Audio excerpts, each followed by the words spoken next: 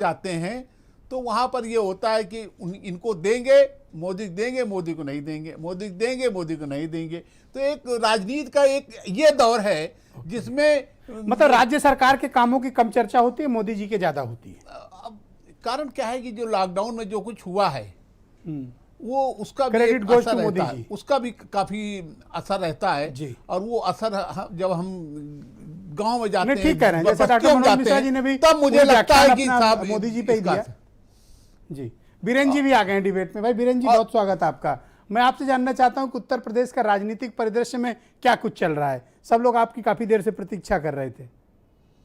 देखिए, अभी होली का त्यौहार बीता है, इसमें भांग का बड़ा महत्व होता है और यहाँ राजनीति में भी बहुत भांग वालों का चलन रहा है। इस देश को ऐसे ही सियासत की ज़रूरत है कि जो रोटी कपड़ा मकान रोजगार की बात ना करे, भांग खा के खाली हिंदू और मुस्लिम की बात करे। तो उत्तर प्रदेश में राजनीति की बयार कुछ इसी तरह से बह रही है।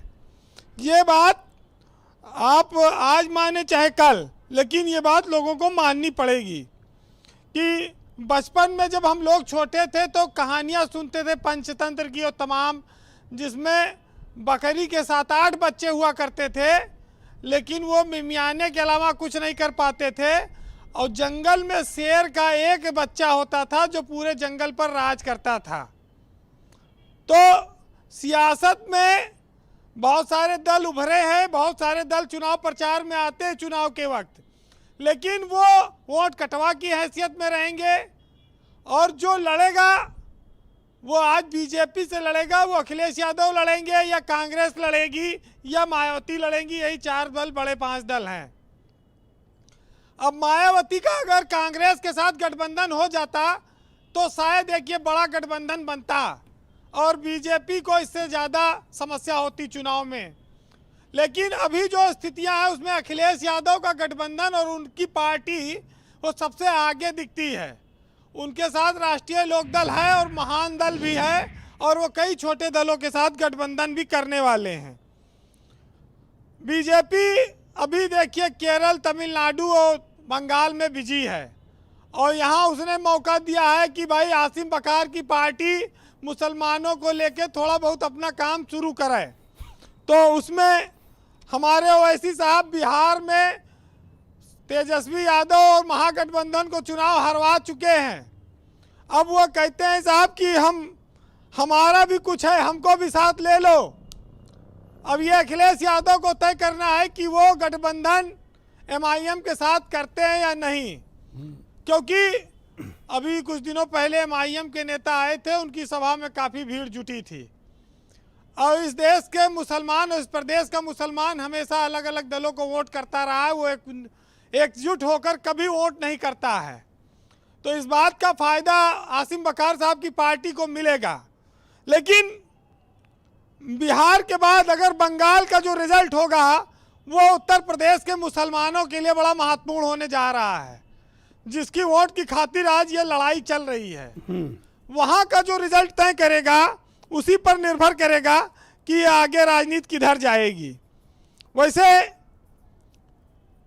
ये सियासत में ये कहा जाता है कि कल तक जिनको कोसा, धरने दिए, जुमले फेंके और उन सब से जिनसे एक हद तक नफरत की गई, लेकिन वोट की महिमा की खातिर चुनाव में ये लोग गठबंधन कर लेते हैं। तो सियासत में कोई कहते हैं कि सियासत इतनी खुदगर्ज है कि जिसको वो पसंद करती है उसकी सारी बुराई उसको वो अच्छी लगने लगती है, और जिसे वो गठबंधन नहीं कर पाती उसके अंदर ऐब ही ऐब दिखते हैं, बुराइयां ही बुराइयां दिखती हैं। तो ये बात तो सही है, छोटे लोगों की अपनी अहमियत है, इसमें कोई शक नहीं।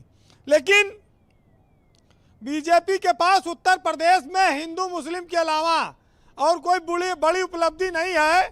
अगर मोदी का नाम छोड़ दिया जाए, मोदी, अमित शाह और जेपी नड्डा, तो ये चुनाव कैसे लड़ेंगे और किस पे जीतेंगे ये बहुत कठिन हो जाएगी। मुख्तार अंसारी को पंजाब से यूपी लाने के लिए पूरी ताकत लगाए हैं। ये नहीं बताते कि हम कितने लोगों को उत्तर प्रदेश में नौकरी देने जा रहे हैं, रोजगार दे रहे हैं। ये नहीं बताते कि हम क्राइम कंट्रोल कानून व्यवस्था पर कितने सख्त कदम उठा रहे हैं। हम 2 साल से भारत में कोरोना चल रहा है, उत्तर प्रदेश में गरीबों की नौकरियां चली गई, लोगों को उनके बच्चों की स्कूल की फीस नहीं जा रही है, उस पर यह सरकार कोई कार्रवाई नहीं करती है। यह सरकार भ्रष्टाचारियों पर भी कोई कार्रवाई नहीं कर पाई है, यह खाली गाल बजाती है। 1-2 मामलों को अगर आप छोड़ दीजिए, खास तौर से वरिष्ठ अफसरों आईएएस और आईपीएस के मामले में, और मणिलाल पाटीदार इसका सबसे बड़ा उदाहरण है। ब्रजेश जी चलिए कंक्लूड करें जी। 4 लाइनें कहूंगा। जो अहंकार में है कि हम सही है, बाकी सब चोर हैं, बाकी सब गलत हैं, उनको भी वक्त सबक सिखाएगा कि सुन ले बात कमल के फूल, और कुछ दिन सिंहासन अब जाओगे भूल। ऐसा ना हैरत दिखला और थोड़ी तो गैरत दिखला। आस्तीन जो उलट रहे हैं उन्हें तंग हो जाने दे, और मंडप नीचे रखा हुआ है धनुष भंग हो जाने दे। दूसरा एक साहित्य में सुनाऊंगा कि अक्सर विवादों में घिरी सरकार हो तुम, हाथ झाड़ू फूल हाथी सी सरकार हो तुम, और अपील नामों की दस्तखत मंजूर करवा दे, और कंजूस खजांची और मुनीमों वाली सरकार हो तुम। जी बहुत बहुत शुक्रिया वीरेंद्र जी, आपका बहुत बहुत धन्यवाद। डॉक्टर मनोज मिश्रा जी, मैं आपसे जानना चाहता हूँ, आपके 2 अलायंस पार्टनर, एक तो आपका साथ छोड़कर चले गए एसबीएसपी, दूसरा निषाद पार्टी से भी आपकी अनबन चल रही है, और दूसरा अपना दल से भी कुछ नाराजगी और खटपट चल रही है।